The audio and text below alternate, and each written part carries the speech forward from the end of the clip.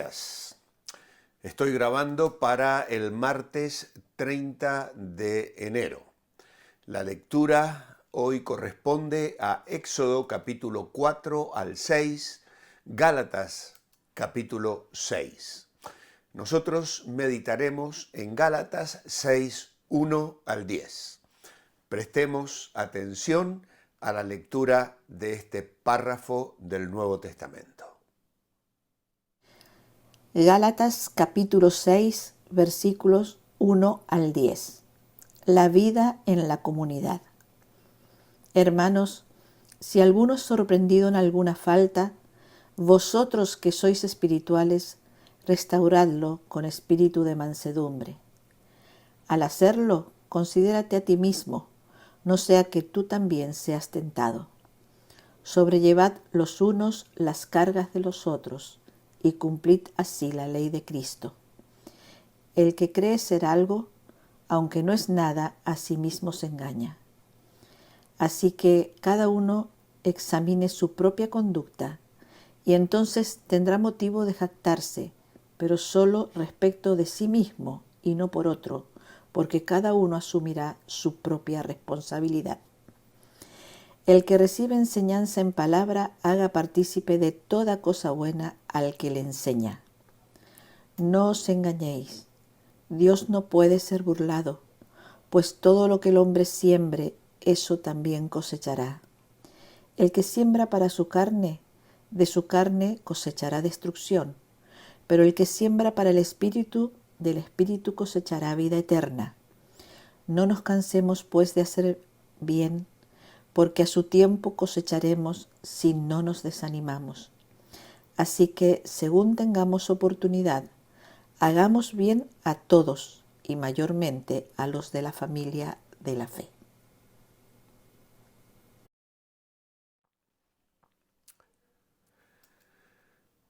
Muchas gracias, Eli. La primera palabra que quiero destacar hoy es la palabra restauración. Restauradle con espíritu de mansedumbre. Restaurar significa retornar algo o alguien a su estado original, acondicionar, amoblar completamente, abastecer. También en algunos contextos remendar o restaurar, como en Mateo 4:21, donde se habla de que los discípulos remendaban las redes. Es una palabra que aparece en muchos lugares del Nuevo Testamento y tienen que ver con poner algo en su lugar. En el contexto de Gálatas, restaurar o colocar un hueso que se ha roto. Así que es una palabra bíblica y nos induce a producir, a preparar, a hacer que algo ocurra, a crear, a formar con la implicación de un estado adecuado. Luego también encontramos otra palabra interesante en este párrafo, que es la palabra mansedumbre. Gentileza, amabilidad, nos habla de amor, de paciencia, de ayuda y consuelo. Nos habla de recordar que no somos perfectos y que la falta en la que un hermano ha sido sorprendido la puedo cometer yo también. Luego el texto nos lleva a que, a fin de considerar que el hermano caído no necesita que lo pisoteemos encima, sino que con una actitud generosa nos acerquemos a él buscando la restauración, siendo conscientes de que nosotros podemos cometer la misma falta que él ha cometido, se nos habla de sobrellevar las cargas. Hay cargas que se deben compartir. La idea de sobrellevar es soportar, cargar un objeto, tolerar algo, sustentar, experimentar una situación difícil y dolorosa. Carga nos habla de penuria, de soportar un peso enorme. Ningún cristiano debe pensar jamás que es totalmente independiente y que no necesita la ayuda de otros. Y nadie debe pensar que ha sido excluido de la tarea de ayudar a otros. El cuerpo de Cristo, la iglesia, funciona solo cuando los miembros trabajan juntos por el bienestar común. ¿Conoces a alguien que necesita ayuda? ¿Hay algún hermano o hermana en Cristo que requiere corrección o ánimo? Humilde y gentilmente acércate a esa persona. El domingo, al hablar del primer capítulo de Pablo a los Corintios en su segunda carta, se nos habló del consuelo, del aliento y de la participación de la que todos debemos formar parte. Se cuenta que el señor Guillermo Booth, fundador del Ejército de Salvación, no pudiendo asistir a una convención internacional, envió a los hermanos un mensaje por telegrama en aquellas décadas atrás, que consistió de una sola palabra: otros. Otros. Hay una tira popular cómica en la que un personaje le pregunta al otro: ¿para qué estamos aquí en la tierra? Y entonces le contesta: para hacer felices a otros. Entonces la persona que ha preguntado se queda pensando por un momento y luego pregunta: ¿y entonces para qué están los otros aquí? Y esto me lleva a pensar en la regla de oro. Todos estamos aquí para hacer bien a los demás. Y si en mi corazón hay ese sentir de bendecir y los otros también tienen el mismo sentir, voy a dar y voy a recibir. Los unos a los otros es una de las frases claves del vocabulario cristiano.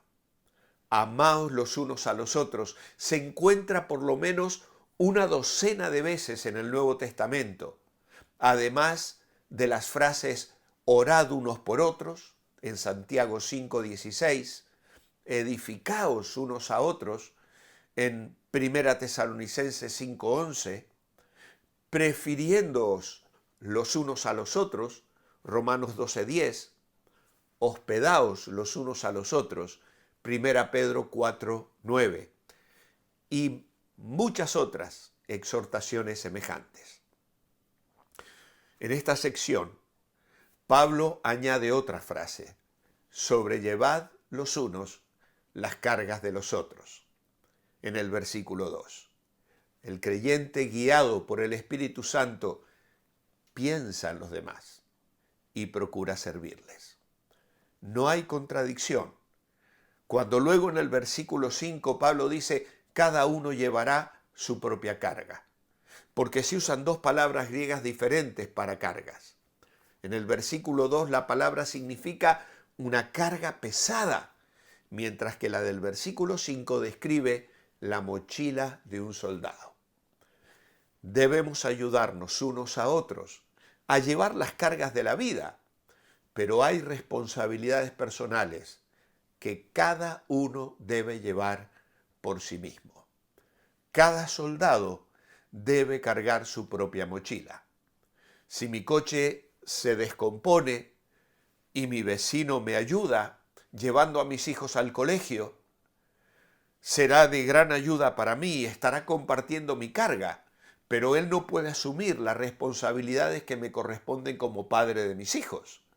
Simplemente me echará una mano en un momento puntual para solucionar una situación puntual de mi vida, pero la educación, el trato, la tarea que yo tengo que hacer con mis hijos será siempre mía.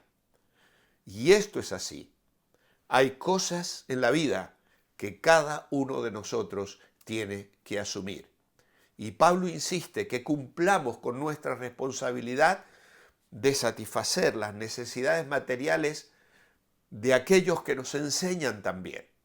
Es un tema tal vez que nos suena un poquito diferente, pero si vamos a 1 Corintios 9, 7 al 12, encontraremos también principios en relación a la respuesta que debemos dar hacia aquellos que nos bendicen en la fase espiritual. Es fácil recibir el beneficio de una buena enseñanza bíblica y admirar a nuestros líderes espirituales, pero pasamos por alto sus necesidades financieras y físicas. Pablo dice, debemos cuidar de ellos, no de mala gana o con fastidio, sino con un espíritu generoso, como muestra de honor y aprecio por sus servicios. Y de esto le explica Pablo en la primera carta a Timoteo, capítulo 5, versículos 17 y 18. El que enseña la palabra de Dios está compartiendo tesoros espirituales, y los que son enseñados deben compartir tesoros materiales. Y Pablo usa un método similar cuando explica por qué las iglesias deben ofrendar para ayudar a los creyentes judíos en Romanos 15, 27. Debemos recordar que lo que hacemos con las cosas materiales es una evidencia del valor que damos a las cosas espirituales. Jesús dijo, porque donde esté vuestro tesoro, allí estará también vuestro corazón. Siendo que el apóstol Pablo no quería que el dinero fuera piedra de tropiezo a los que no eran salvos, trabajó para mantenerse, dice en 1 Corintios 9, pero varias veces enseñó que el líder espiritual en la iglesia debe ser sostenido por las ofrendas de la congregación. Jesús dijo, el obrero es digno de su salario en Lucas 17, y Pablo hace eco a esta declaración allí en el capítulo 9 de 1 Corintios. Pero debemos darnos cuenta de que hay un principio espiritual detrás de este precepto. Dios no manda a los creyentes que den a los pastores, maestros y misioneros solo para suplir sus necesidades materiales, sino para que el dador pueda obtener una bendición mayor. Y esto es lo que habla Pablo aquí en Gálatas 6, 7 y 8, de lo que ha hablado a los filipenses que habían experimentado un sacrificio al enviarle a él.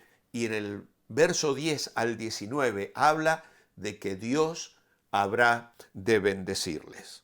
Aquí, versos 7 y 8, dice, no os engañéis. Dios no puede ser burlado, pues todo lo que el hombre sembrare, eso también segará. Porque el que siembra para su carne, de la carne segará corrupción, mas el que siembra para el Espíritu, del Espíritu segará vida eterna. Así que el principio básico de sembrar y cosechar se encuentra a través de toda la Biblia. Dios ha establecido que uno va a cosechar lo que siembra. Si no fuera por esta ley, el principio de causa y efecto se vendría por tierra. El campesino que siembra trigo puede esperar cosechar trigo. Si así no fuera, en este mundo habría un verdadero caos. Pero Dios también nos advierte que debemos fijarnos dónde sembramos. Y este es el tema que Pablo trata aquí. Dios mira nuestras posesiones materiales como una semilla y ve dos clases posibles de tierra, la carne y el espíritu. Podemos usar nuestros bienes materiales para promover la carne o las cosas del espíritu, pero una vez que hemos sembrado, no podemos cambiar lo que se va a cosechar. El dinero sembrado para la carne traerá una cosecha de corrupción. Ese dinero se ha ido y nunca podrá recuperarse. El dinero sembrado para el espíritu, tal como el compartirlo con aquellos que enseñan la palabra, como respaldar a los misioneros en su obra ministerial, producirá vida, y en la cosecha habrá mucha semilla para sembrar y cosechar vez tras vez hasta que Cristo venga. Si cada persona tan solo mirara su riqueza material como semilla y la sembrara apropiadamente, no faltaría dinero para la obra del Señor. Es triste decirlo, pero mucha semilla se desperdicia en cosas carnales que jamás podrán glorificar a Dios. el que enseña la palabra de Dios comparte tesoros espirituales y los que son enseñados comparten tesoros materiales. Y este es el desafío. Hemos hablado el viernes pasado en nuestra clase de discipulado acerca de la obra misionera y la importancia de apoyar, de sostener, de dedicar parte de lo que Dios nos da para la obra local en la iglesia donde estamos, pero no perder la visión de sostener a aquellos que están sirviendo al Señor. No se trata de la doctrina de la prosperidad, se trata de sembrar para la gloria de Dios, confiando en que Él suplirá nuestras necesidades. Amado Padre, ayúdanos hoy a entender estas lecciones.